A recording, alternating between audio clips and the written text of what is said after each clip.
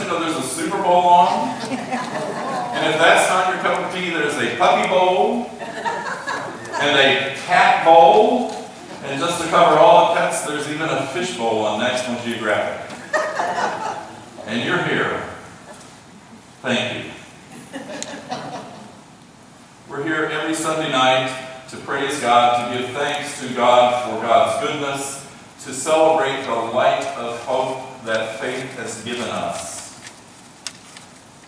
And when I hear the gospel, this story of transfiguration, which is loaded with levels of meaning. I could be here all night talking about Moses and Elijah and that line that was translated, the prophecy about Jerusalem, what was about to happen in Jerusalem. The actual Greek word is the Exodus of Jerusalem. Imagine that. That's not even in the standard translations. But I think about this transfiguration experience where Christ is lit up, so to speak. A radiant glory. It's a feast of light. Which really shouldn't surprise us. Think of the last 10 weeks. 10 weeks ago, Advent started, and we had more candles up here than we normally do with the Advent wreath, using candles every Sunday to remind ourselves of the prophets and the promises of Christ and the many ways in which God works in human lives. Imagine that. And then we celebrated in the dark of the night on Christmas Eve the beauty of the light born in Bethlehem, the way in which God comes to us as an eternal light shining in the darkness, as the Gospel of John puts it. And then before you know it, there's the Feast of the Epiphany, where magi, or kings, however you want to understand it, follow a light to worship the one who has authority over all who have authority. And the baptism of Christ, where not so much a light but a dove appears over the baptized Jesus, and a voice from heaven says exactly the same thing that the voice in the cloud said today. And here we are, a few weeks later, celebrating a light on a mountaintop that was so bright and brilliant that the three disciples who were part of the leadership, Peter, John, and James, were so excited they wanted to build shrines. But Jesus would have none of that. And it's fascinating because this story is usually reserved for either the week before Lent begins or the second week of Lent in some traditions. Ways of reminding us that the traditional way of understanding the story is as kind of a way of perking us up before we begin the season of Lent and reminding us that suffering is not all that the Christian life is all about. And suffering is not the last word in Jesus' life. The cross leads to the resurrection. You can't have the resurrection without the cross, but the cross and death do not have the last word. That's important for us to remember. But I think there's more to the story. Lots more. And like I said, we don't have time tonight to go into all of them, but I have a few things I'd like you to think about. There's a curious line in the middle of the story. Jesus has taken James and John and Peter up to the top of the mountain. Luke is constantly having Jesus break away from the crowds and go up a hillside to be away and to pray. And he always takes someone with him. So he's taken the three of them, and he's praying, and they're falling asleep. Meanwhile, Jesus is having this interesting conversation with Moses and Elijah, and lights are going on everywhere, and Jesus is glowing, and they still are falling asleep. And Luke says they were heading to sleep. But when they woke up, they saw the glory of God. What does it take for us to wake up? What does it take for us to get out of the slumber that often happens to us in our lives lives of faith where we begin to take things for granted. That happens in our individual lives when we just kind of slough things off and let things go on as they've always gone. And sometimes an event happens that kind of jars our attention and gets us to think about things, and we wake up. And sometimes we just have to make room, time in our lives to ask ourselves, are we awake to the many ways in which God is at work in our lives? And the same is true as congregations. You'll have a new pastor, a new leader of worship Wednesday night. I've been an incoming pastor in 2 different traditions, and I can tell you it doesn't matter whether you're Catholic or Protestant, if the older person who has left, and yes, I am older, if the person who has left is still around, there can be problems if that person hangs around too much. So I'm just warning you, I'm going to clear out. I'll be here Wednesday for Ash Wednesday, but I'm going to give her plenty of room because she is your pastor, not me. And she's the person you need to turn to and listen to and argue with and celebrate and affirm because you have called her. And you will be working with open arms in that effort, which may mean some more waking up on your part and theirs as well. So, remember what happens in this story. The disciples can't see what's really going on until they're awake. So don't let yourself fall asleep because you've got a new professional Christian who comes in and needs worshiping something. Okay?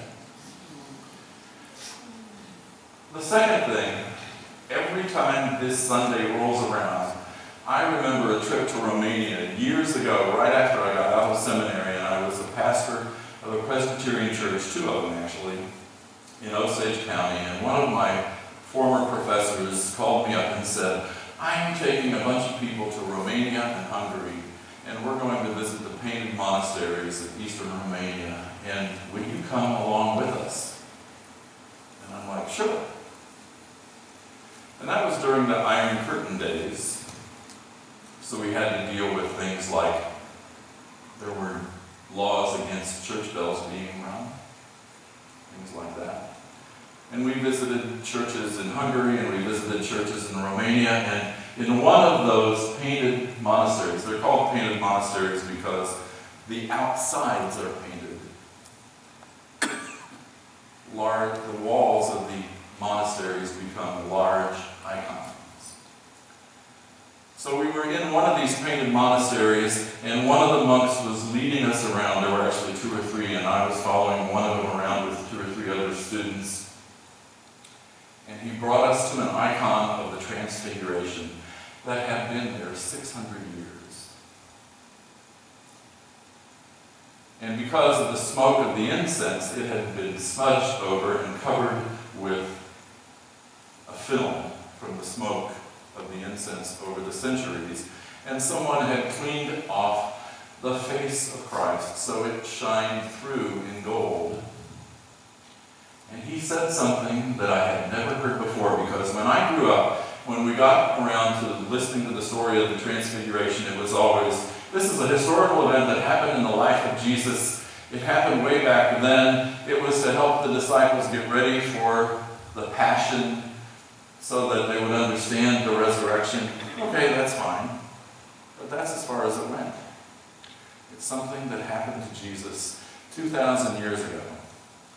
And the monk said to me, he grabbed my shoulder and he said, don't buy the argument that this just happened once 2,000 years ago.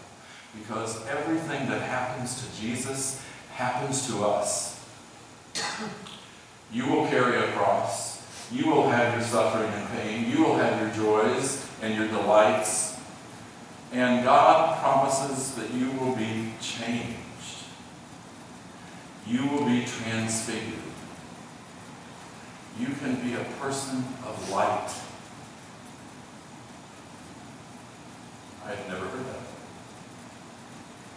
that. At least not in those stark words. And I share them with you tonight because we all need to hear them. The promises, the things that happen to Jesus don't just happen to Jesus.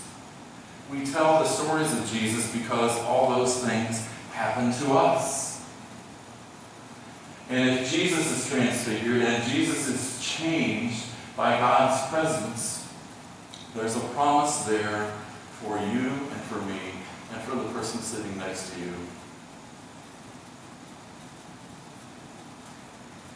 Let that sink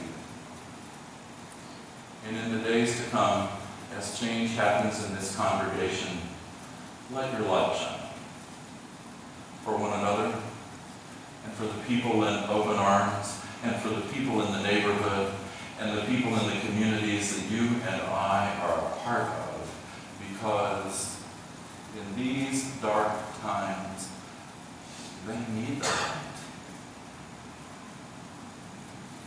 And you can offer it. The third takeaway is this. Jesus goes up to the mountain to pray. This fantastic event happens. Light and clouds and a voice, and the disciples are so excited they want to build shrines, and Jesus would have none of it. In Mark's gospel, he says, no, we must go down the mountain. Luke has them camp out overnight, and the next morning they go down the mountain.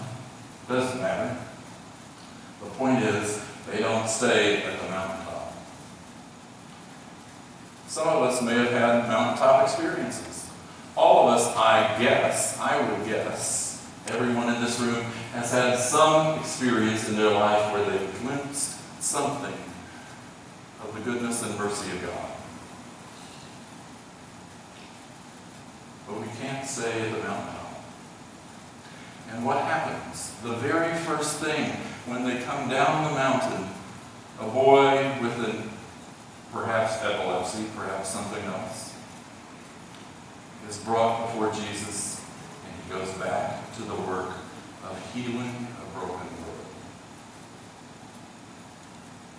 We come here every Sunday to, if you will, go to the mountaintop.